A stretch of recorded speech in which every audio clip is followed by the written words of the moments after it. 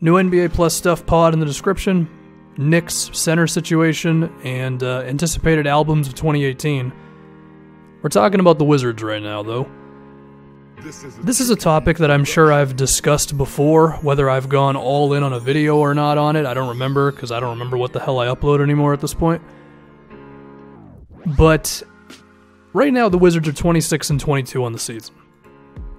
When your backcourt is John Wall and Bradley Beal, and you also got Otto Porter, who's one of the most efficient players in the league, and you got Kelly Oubre Jr., who's going to a different level this season with his three-point shooting, his athleticism, and getting pretty okay as a defender, I would say.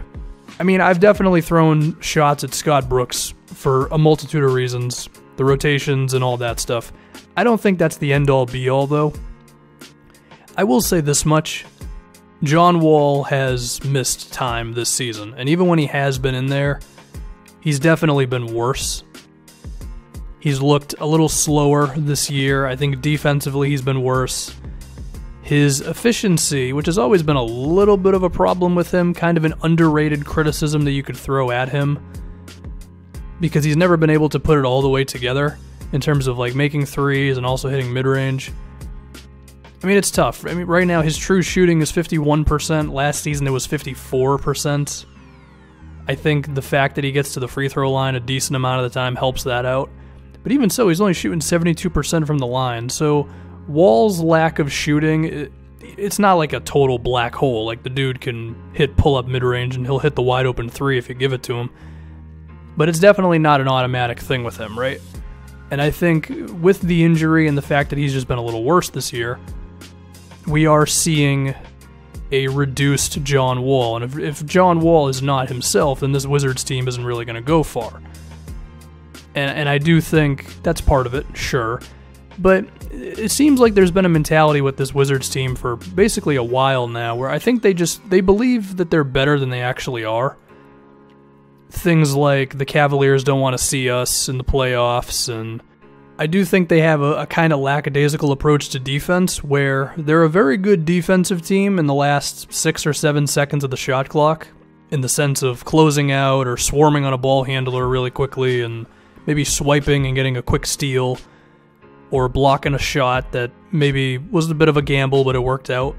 But they're not very good at the things before that, in the sense of providing help, rotating, if I can talk, switching properly.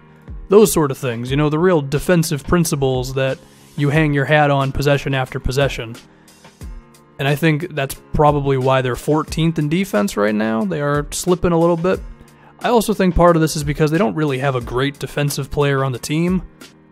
John Wall, at his absolute best, is probably one of the better defenders in the league, but of course, injury and everything I just mentioned. I mean, Markieff Morris, if he's really motivated, can be an average defensive power forward, and I mean average in the sense of like defending perimeter players. And I mean, if you just have a collection of average dudes who can switch, that can allow you to be a top half defensive team, and I think that's why they are still 14th in defensive rating. Last season they were 20th, which is a little disappointing. But it's the overall mentality of this team. It seems like they think they've established themselves when they really haven't. They never even made a conference finals. You know what I mean? And I think they do need to make some sort of a trade. Something that can elevate them on either side of the floor. Whether it's make them a top 10 defensive team or make them a top 10 offensive one. I think they should already be a top 10 offensive team. Again, John Wall and his stuff and Scott Brooks' offense not always being that creative. But even last season, they were 9th. On offense. Actually, that's not true. They were 7th. I think that's about where they should be. But they have Kelly Oubre this season, right? Kelly Oubre last year wasn't making three-pointers. He shot 29% from three last season. He's a very good outside shooter right now. So I would hope that if we give John Wall maybe another 5 to 7 games to hopefully get back physically, I think down the rest of the season, if these guys are all the way focused and the pick-and-roll defense, the pick-and-roll offense is there and they're spreading the floor and you got Oubre playing a lot, this team should be one of the 6 to 8 best offensive teams in the NBA, if you ask me. I mean, besides the Warriors, the Rockets, And I think, honestly, nobody else. I don't look at a team and go, oh yeah, like that team should be better than Houston on offense. Like, you got John Wall, Bradley Beal, and two guys who never miss in Oubre and Porter.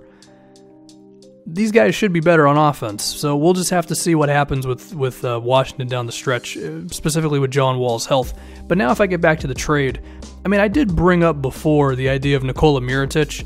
They would have to give up a first, and then it would depend on whether the Bulls would be willing to take on Mahimi's contract, which I'm sure they wouldn't, because who the hell would? But if you gave him the first, I do think they would begrudgingly agree to it. It would, of course, depend on what everybody else is willing to give them.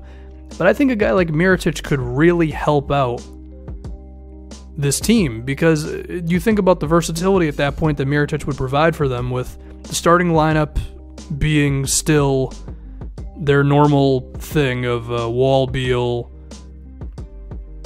Otto, Markieff, and then Gortat. Then you bring in Oubre at the power forward spot, because that lineup's been really good for them all season, with Oubre and the starters. And then you could take out Otto Porter, you move Oubre to the 3, you put Mirotic in at the 4, you still have Gortat in at center, and then you could even experiment with Mirotic at center at times to unlock just a whole lot of shooting. There's that. Now, I can see the counter to that being, well, it could be too much of a log jam at power forward.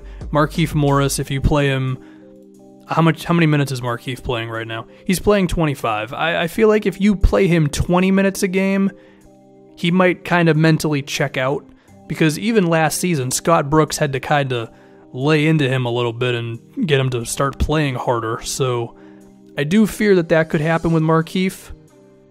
So maybe Mirotic ultimately wouldn't be the guy. Perhaps someone like a Marco Bellinelli, who's more of a shooting guard / small forward who can just come in and make shots for you. Maybe that's the kind of guy they could use to secure their offense, because my prediction of Jody Meeks helping them out was not worked out at all. I was totally wrong on him. He's only shooting 30% from 3. It's not working. That is what it is. Maybe someone like a Bellinelli, who can just space the floor, and you ask him to do a couple of moments here and there of handling the ball, that type of thing. Something that can allow these guys to just go to another level on offense. Because, like I said before, I think the talent on this roster has the potential to be the third best offensive team in the NBA. I'm saying that right now, especially with the Cavaliers and their struggles and the team chemistry stuff going on. And I think you might just need one more guy who can just kind of fit into what they're doing, and then you could really see everything come together. Also, I should mention earlier, Mike Scott has kind of inserted himself as a real option as a backup 4 for them, which could also throw a monkey wrench into Mirotic. Maybe even a backup point guard could be the option for them, because Tim Frazier, he's not a bad playmaker, but he's no threat to score at all. And, I mean, if you could turn him into perhaps maybe Lou Williams, I think at this point the Clippers might just be going all in on the 8th seed, because, I mean, I don't know if DeAndre is actually going to be gone after this season, because he has the player option, and I think it makes a lot of sense that he might accept it, because I just don't think he's going to get paid that much in comparison to what he would if he simply accepted the option on the open market, because there's just not a whole lot of cap space flying around right now, especially on teams that are good, Like DeAndre's player option is up for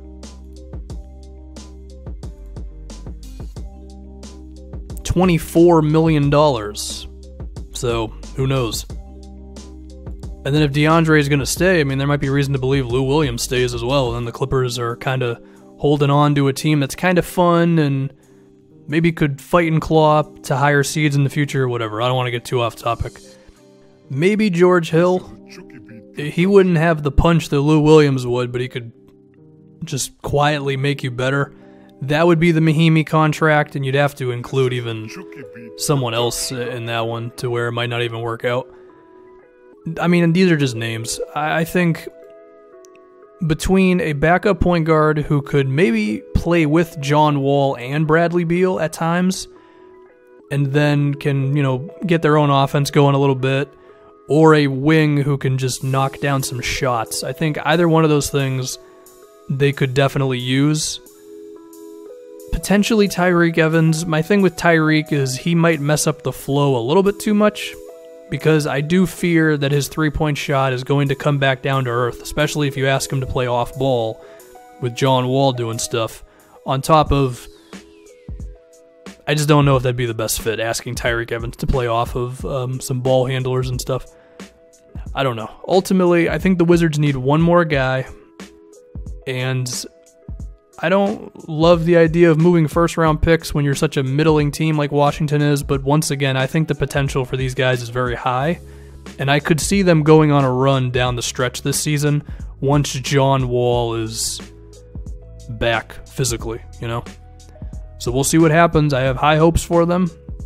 I fear them as a Celtics fan, but I also want to see great players on really good teams, and John Wall and Bradley Beal are great players, so we'll see what happens. Again, new NBA Plus Stuff podcast in the description. The Knicks and their center situation, what do they do there? And then anticipated albums of 2018.